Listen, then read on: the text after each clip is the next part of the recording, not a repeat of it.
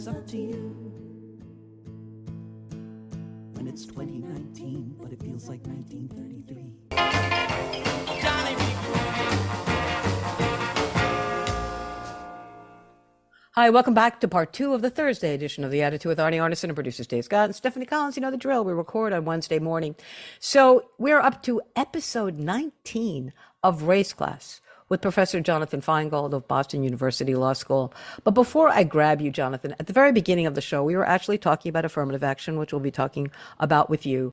I read something that I thought was so important because I've been thinking a lot about Donald Trump because he was hanging out in my tiny little state of New Hampshire, addressing folks about why he should be president of the United States again. I'm going, God help us. I shared this with my audience. It was a tweet and a story that just came out of New York City. And to a large extent, it also speaks to why we are teaching race class.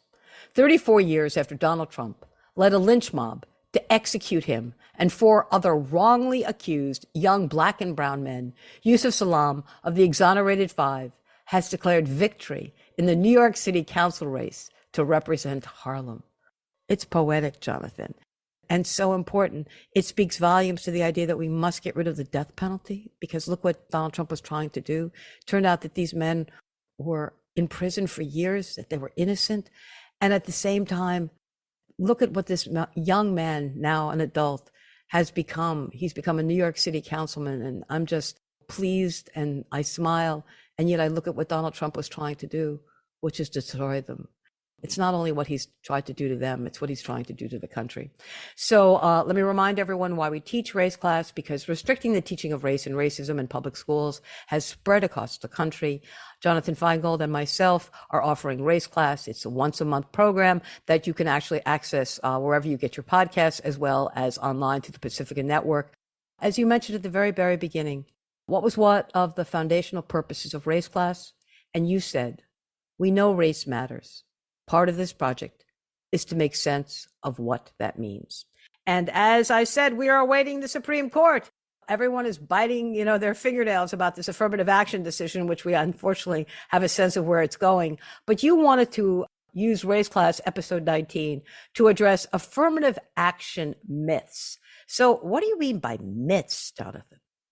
Thanks, Arnie. Really nice to be with you as always. And I appreciate you bringing up that just initial bit of commentary, in part because it speaks to the power of how dominant narratives in the United States racialize everything. Or to put it differently, certain people, as the way in which their bodies, how they are perceived by others, they are criminalized as a function of the broader racial ecosystem in which we live. Where the Central Park Five, they were vulnerable to the boot of the state, to incarceration and violence, because they were young black men, not because of anything or because they were young men racialized as black, as Dr. Cedric Williams would remind us to articulate it. They live in a society in which aspects of their identity are attached to these common sense notions of criminality. And it was because of that Donald Trump was able to trade on it. He was able to invoke it obviously without any evidence. He's not an evidence guy. He's not a fact guy, but he's very good at mobilizing, weaponizing dominant narratives that are almost always racialized one way or another. And part of this thing that we call race class is just an attempt to unpack a little bit those narratives and the way in which race in all sorts of ways shapes how we see the world in ways that we don't know. Because if we're able to see even a little bit more clearly how race shapes how we perceive the world around us, then we can navigate it in a more responsible, equitable way. And that actually really dovetails nicely with the focus for today. And so, yeah, as you're well aware, as probably many listeners are well aware, the Supreme Court is at the end of its term, and likely this show will air on Thursday, so it may be that 2 hours ago at 10 a.m., the Supreme Court drops the 2 admissions cases that will likely shape at least the near future of race-conscious admissions in this country. I thought we were going to be able to talk about the decision, but it's not here yet, at least not as recording. And so I wanted to unpack and just interrogate two hypotheses, claims, theories, whatever you want to call them, that are almost always either explicit or at least latent in anti-affirmative action rhetoric. And those two hypotheses I'm going to refer to as stigma theory and mismatch theory. So again, why focus on these two? Essentially 4 reasons. One, my guess is that they will appear explicitly in at least one of the majority opinions that is at least making it harder for universities to employ race-conscious admissions. Stigma theory is a favorite of Justice Thomas, for example. These are also 2 hypotheses or theories that gain lots of traction in popular press and national conversations about affirmative action, even though the folks mobilizing them rarely actually have any data. They're just, offering these theories. They also share some common key qualities. Those being, this is really what we're going to try to surface in our conversation today, is both are fueled by very common racialized presumptions about A, what this thing called affirmative action actually does, and B, who has quote unquote merit. Who do we just assume to be deserving as being in the highest echelons of American society, at the fanciest schools, in the Fortune 500 company CEOs. And then fourth, why focus on these?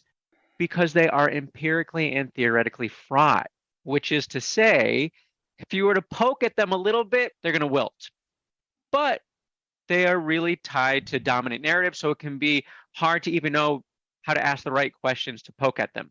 So that's where we're headed, and we're going to go in 3 rounds.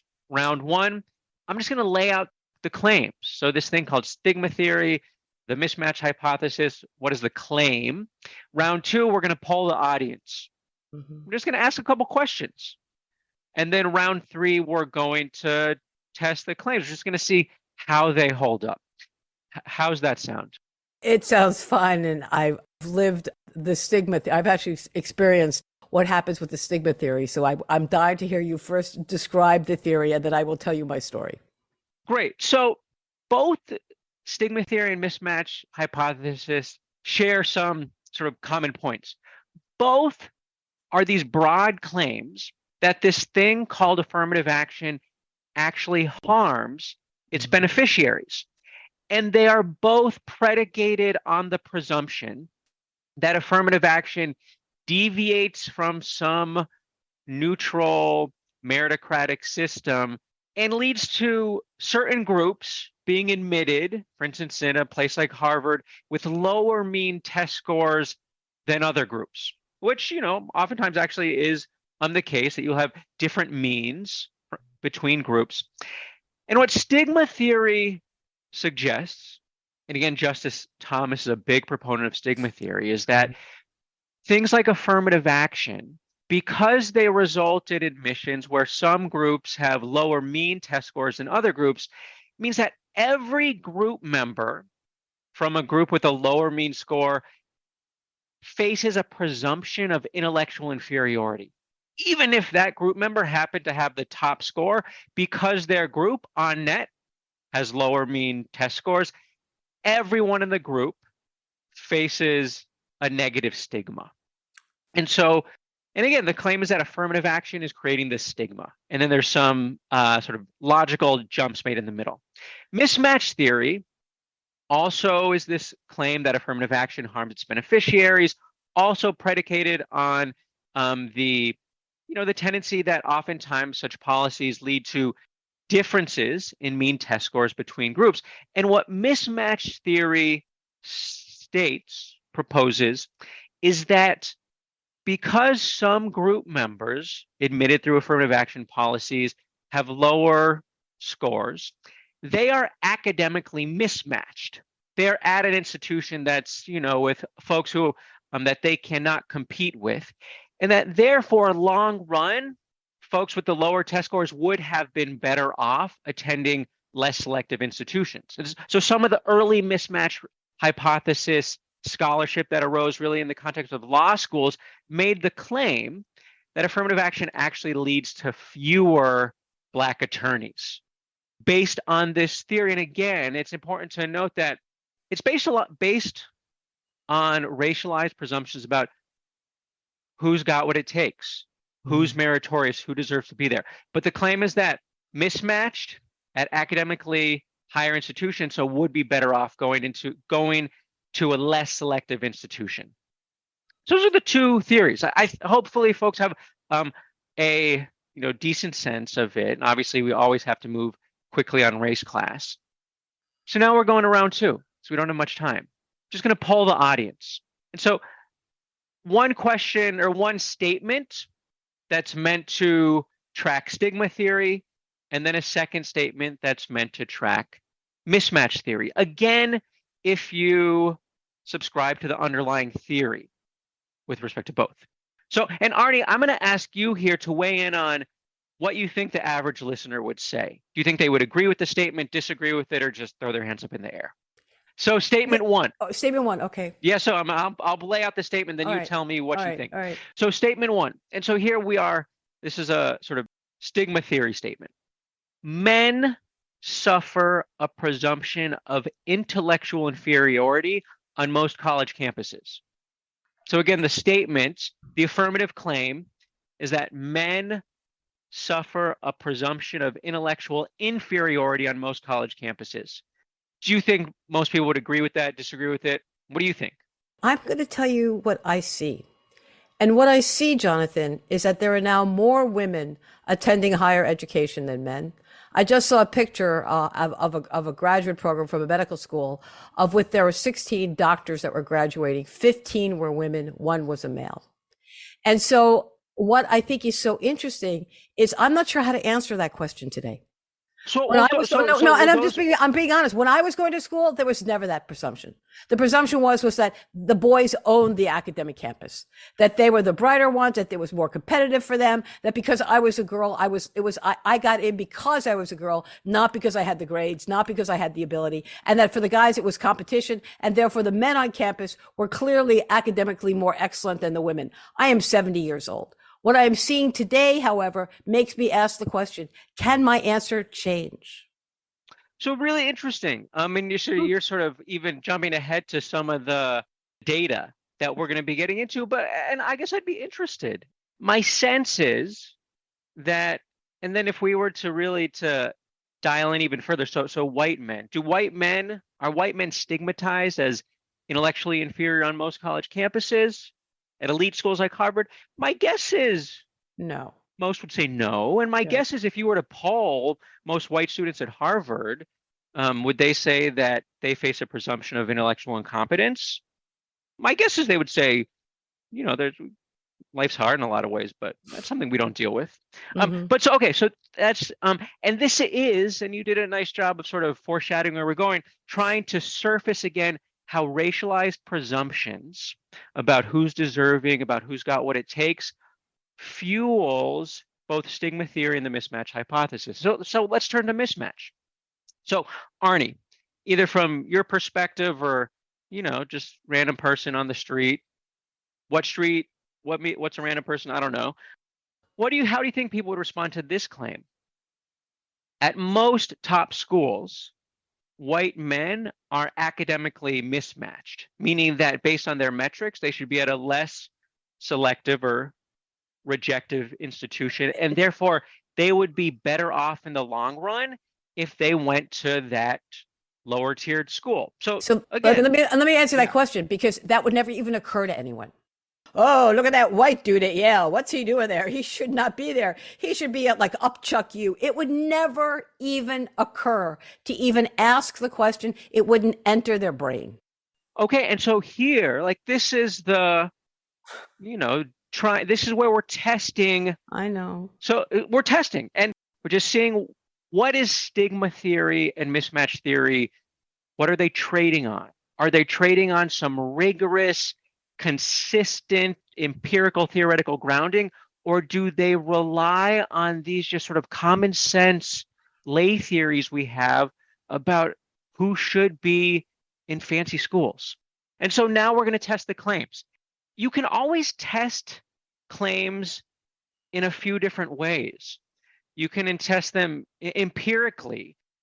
None of this is ever fully disentangled, but one way to sort of think about it is sort of you can test it empirically, which is really just asking, does the math hold up?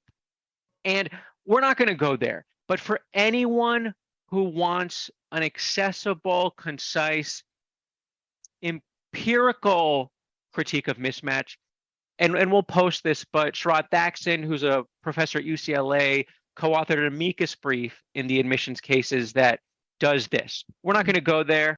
Another way to critique any claim is just to ask questions about values, where it might be, even if the math is correct, should we care? Does that mean we should actually change what we're doing? And right now, in the 10 minutes we have left, we're also not going to focus on values, though Stacey Hawkins, law professor at Rutgers, has some really nice scholarship taking on mismatch from a value side. We're just going to do some theory.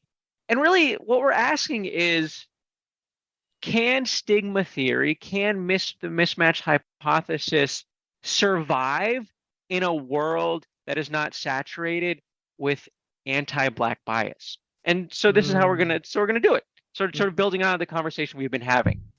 So here's our test case again. Do men suffer a presumption of inferiority at most elite college campuses? Are they subject to negative stigma about their intellectual ability? My guess is most people would say no. And so maybe the answer is that, well, those people just don't know the data that you know, Arnie, because you were just citing to some data. And as my guess is, a number of listeners know, the Wall Street Journal 2 years ago published this feature that was all about challenges many universities were having in maintaining gender parity. Right. Because it turned out that women were applying in far greater numbers, and on net, they just had higher credentials. And so what that Wall Street Journal report noted was that, schools across the country, many of our elite top schools, are consistently admitting men with lower test scores than women. Is there a thumb on the scale for boys? Question mark. Absolutely. That's a quote from the piece. Also, quote unquote, higher education's dirty little secret. Now, there's all sorts of reasons why you don't want to over rely on test scores. That's a conversation we always have here. Right. But stigma theory, mismatch theory, they fetishize test scores. They treat them as a sort of all holy arbiter of, they just play an important role, and so we're taking them seriously. But if you're part of the anti-affirmative action contingent, you would call this standard practice a quote-unquote gender preference for men. And according to stigma theory, that means that all men on all of these campuses, even if they are the man that happened to have the highest SAT score of anyone, they're all going to be encountering stigma. If stigma theory is right. And then we can dial it down even more. Just like, we'll just focus on Harvard. We know from the litigation, we've talked about this multiple times, Harvard's got a massive legacy-styled bonus that functions as a wealth or as a class and racial preference for wealthy white applicants. According to a study done by the expert for the party suing Harvard, roughly 1,600 white students from a recent 5-year period got in only because of this legacy bump. Or put differently, they would have been rejected on their metrics alone. That's, in absolute numbers, more than all of the Black students or Latina students admitted from the same period. Unbelievable. So again, if stigma theory has if there is a there, it should mean that all of the white students at Harvard are constantly having to navigate a presumption of intellectual incompetence. Right. Because we know that 3/4 of them, of this group, 1,600 students, would not have gotten in just on their metrics. And we all we're familiar with Varsity Blues, that big scandal. We know about, everyone knows about legacy and how it operates. But as you noted, Arnie, do we really think that the wealthy white kids at Harvard are You don't even think about it. having to, and then are we ever, is there anyone ever saying that, you know what? And so now we're sort of shifting from stigma theory to mismatch theory, that all of those wealthy white applicants, legacy applicants who got into Harvard, that they would be better off at UMass Amherst? And that is no shade to UMass Amherst. Great flagship institution. I'm from Western Massachusetts. I have a number of students who excel, who are going to do incredible things, who went to UMass. But that's what the proponents of mismatch are telling us when it comes to race conscious admissions and racial affirmative action that alters admissions policies in ways that reduce the degree to which we are fetishizing SAT scores or LSAT scores. I'm going to give you my quick experience because I was giving a speech at Simmons many, many years ago, and I'm sitting at a table that was about that maybe 12 people sitting at the table, of which about 5 or 6 were women of color. It was a women's conference. And the question of affirmative action came up, and it was from the Black women that they were the most offended because they were lawyers and they were CEOs and they were CPAs, and they were angry because they said they would walk into a room and people would make that stigma, that assumption that they were in that room because of affirmative action, that they were not as qualified as their peers, that they were there for only one reason. And I was listening to them and sort of shocked to hear them mirroring that stigma that you just described. And I looked at them and I said, how many years have you been at your firm? 5, 8, 7. I said, so if what opened the door for you, let's just say, was affirmative action, explain that in your 4th year. Explain that in your 7th year. Explain that with the number of clients you brought into the firm. Explain that with the number of opportunities you've done as a CPA to, basically embrace and protect your institution. That people could say that in your 5th year and 7th year, and for you to even continue to think it tells you how powerful stigma is, even when it absolutely has no application to what exactly is happening in their lives and in their success. So I appreciate you sharing that story, and I guess let me close with a couple thoughts. One is, I don't mean to suggest that certain people, because of their identities, face all sorts of stigmas in all sorts of places. But the attack on affirmative action is the stigma theory attack, the Justice Thomas attack, is to say that Black students at Harvard are stigmatized because of affirmative action, Right. not because anti-Black racism is pervasive in the United States. And so folks like Kiara Bridges, like my dean, Angela Nwachi-Willig, they've taken on this question from different perspectives. And it is if you want to take the claim seriously, it's okay, well, what is the source of anti-Black or anti-women or anti-Black women stereotypes? It's not countermeasures like affirmative action. That would be to think that's the case would be to suggest that for the hundreds of years of legalized white supremacy in the United States, that, well, then what was one, all of the stigma that remains now was present then, the anti-Black stigma, but also that was a society that safeguarded white mediocrity because you did not have to, white male mediocrity, because you did not have to compete for any privileged position with anyone outside of that limited group.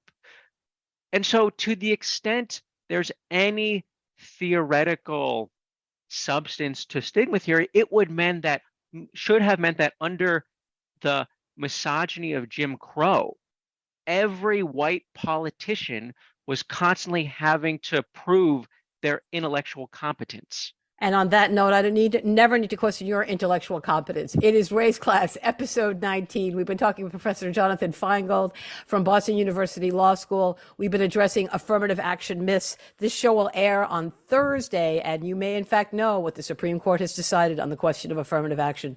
Thank you so much, Professor Feingold, for joining me. We know race matters. Part of this project is to make sense of what that means. We will talk next month. Ciao. You better think about what you're trying to do to me. Think, let your mind go, let yourself be free. Let's go way on, way back when. I didn't even know you couldn't have been too much more than 10.